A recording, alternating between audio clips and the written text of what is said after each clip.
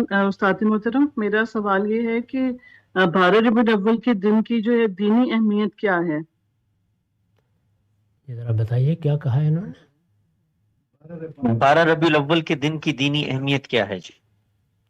12 रबीउल अव्वल के दिन के बारे में तो अभी ये बहस ही फैसल नहीं हुई कि किस चीज़ का दिन है, उस पर बड़ी बहस होती रहती है। बाकी आम लोगों की राय ये है कि वो रिसालत मआब सल्लल्लाहु अलैहि वसल्लम की विलादत का दिन है, तो इस लिहाज से ज़ाहिर है हम सब के लिए एक मसरत का दिन है, अल्लाह का शुक्र अदा करने का दिन है। पैगंबर की ज़ात में जो सबसे बड़ी नेमत मिलती है वो अल्लाह की हिदायत है। इस वजह से उस पर इंसान को शुक्रगुजारी के जज्बात का इजहार करना चाहिए। लेकिन ख़ुद इस दिन के बारे में एक आम रवायत है, ज़्यादातर मुहक्किकीन इसको कबूल नहीं करते।